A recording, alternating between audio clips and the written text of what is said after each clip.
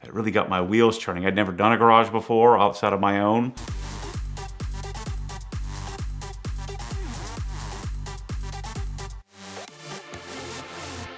Hey, my name is Matt Mormon. It's been a while since I've been in the VinWiki studio. It's changed quite a bit, especially what we've done downstairs.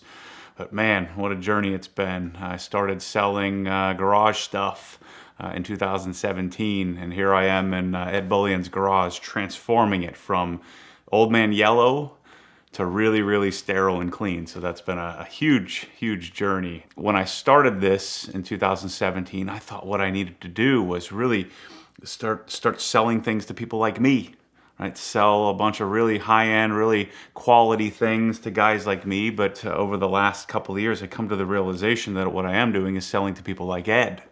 I'm selling to guys who want solutions. And what I've figured out in the years of doing this is that I'm answering questions that people didn't even know they had. I started with a pressure washer, which we now have a great example of that downstairs. This is the third or fourth iteration of it that I didn't think anybody would buy, but I thought that some people might want to be able to click a button and choose it. I just had no idea how many people would choose it. The Obsessed Garage store was born out of that. I bought 15 guns, 15 wands, 15 sets of quick disconnects. I bought these things from all over the world, and I started the store. I thought worst case scenario, I could sell it to my Porsche buddies, and they'd bail me out of it. I could sell it at a slight loss, and we sold, I think, $50,000 worth of these pressure washers right from the very get-go. That led to an awakening of, well, man, I could probably do this with teaching the Ed Bullions of the world how to wash a car. I could teach them how to clean their interior, and just do so by sharing the way that I do it.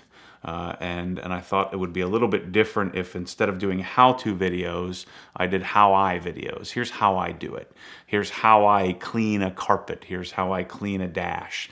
And so when Ed called me and said, hey, Matt, I think we should do my garage, it really got my wheels turning. I'd never done a garage before outside of my own. I've sold lots of things for garages, and now I've accumulated quite a bit of really neat, unique products. And the goal was to get to the point to where you could click the button and have your garage show up at your doorstep. When Ed called me and asked, I thought, man, this could be a good start. The problem is I'm not very handy. And we all know that Ed Bullion is certainly not very handy. So how are we going to do this? So I got on the phone, I called my friend Mike from California, can do anything. I said to Ed, Ed, would you be willing to help? And he said, yeah, sure. And so I started calling companies, and we started shipping stuff to the garage here. And I booked a week. I thought we could probably do it in 6 or 7 days. And as you're seeing in the photos here, man, what a transformation. So we did flooring, we did lighting, we did cabinets, tools, air compressor, the full 4th or 5th iteration of my custom install pressure washer solution. Ed called and got some signs ordered. I fought him on that quite a bit because he wanted to put speed limit signs all over the place. So I didn't win the battle, but at least I won the war. At least he got a really clean, really nice looking VinWiki banner. We did a lot of cleanup as well. Obviously it was painted, and the biggest project was lighting. It's amazing, the transformation. I wasn't sure what Ed's reaction would be when I did this, because there was just this pile of stuff and a big air compressor, and I wasn't 100% sure, but when I saw we turned the first light on, so we went from yellow incandescent lights to the first LED fixture, the first of 20 more.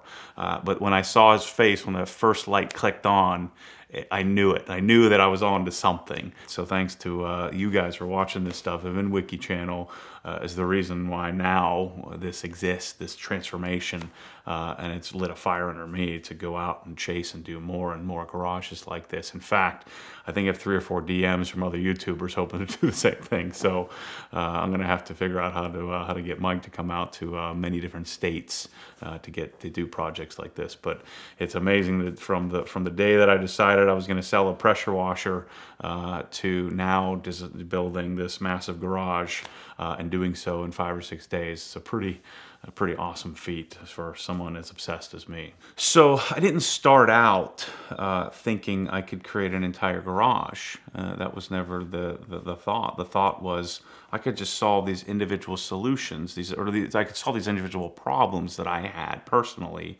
And then the thesis was that there might be some others that probably have the same problem, or maybe if I made them aware of the problem, that they might be interested in it. In the process, Ed and I we set up a call, and we actually recorded that call and put it on YouTube. But the call was to decide, what are we going to do? What color do you want? Where are we going to put the pressure washer? Do you have plumbing? Do you have electrical? A lot of the questions I had, I knew the answer to. And remember, this solution that I'm creating has happened by accident. And so he had many questions that I didn't have the answer to. Like, for instance, is carriage-style garage doors. I've never encountered that. What do we do with that? There were a few other things in the garage that we just didn't know the answer to. To be honest, I felt kind of stressed out. Like, what do I do about this? How do I get this done? I came to the decision that it just didn't make sense for me to rush it. I'm sure some of you can relate. If you don't have the answer, your tendency is to come up with something real quick, off the cuff, but I'm just incapable of doing that. I didn't realize what was happening at the time when Ed was asking me, well, what about this and that? I eventually had to just call him back and say, look, I don't know. He solved some of the problems on his own through hiring some contractors and things like that. But one of the most important things to me is that if I'm going to choose something, I want the freedom to obsess over it and not have to just make a rash decision over something. And so there are many things in this garage. I'll probably come back a year from now and solve some more problems that we didn't even know we had. But I think that's the way to go, because otherwise I wouldn't be able to sleep at night making rash decisions on things that I don't know the answer to yet. So, I started this out, and I in the beginning of making videos and sharing my life in the garage and all these little discoveries and solving all these little problems that I had, naturally, a lot of people like me we're kind of working on this together, and we have a tendency, I say we because there's a certain small subset of crazy people where we like to solve one thing at a time, one little solution here and there. But guys like Ed want a turnkey solution. I could talk an Ed into doing a garage, and I think he'd really enjoy it. I'd really think he'd really enjoy a bucket package. It makes the experience better. But there's something to be said. This discovery I've come upon in doing this garage is that there's magic in being able to show up on a Sunday and then finish it by Friday and have this magical transformation from start to finish.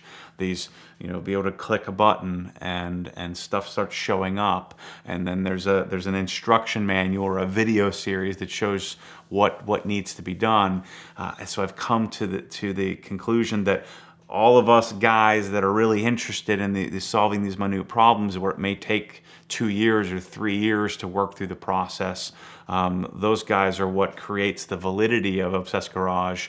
But the Ed Bolians of the world are the ones that make it a viable business, where they have the means, they have the desire for it, but certainly not the desire to take 2 or 3 or 4 years, because most of the people like me, they want to solve the problems themselves, and they love contributing, and these folks have helped me immensely and helped me figure out things that I didn't even think about. And some of those suggestions have been really powerful. But the real business, the real viability of Obsessed Garage into the future is doing these type of transformations. Shoot, who's going to stop me from making a TV show, and producing it and putting it on, I don't know if the television makes sense, but putting it on Netflix or something like that. I think a lot of us would like to see that. From Obsessed to Ed Bolian and everything in between, I think that we're on to something here. A watch can do a lot more than just tell time. It can make a statement to the world or show people a little bit more about who you want to be. Vincero offers an awesome line of designer watches at a great value that you can check out today at the link in the description below. You can also use the code VinWiki for a discount at checkout, so be sure to check them out and thank them for their support of the channel and find your next watch. It might start a great conversation, turn some heads, or who knows, lead to your next great story.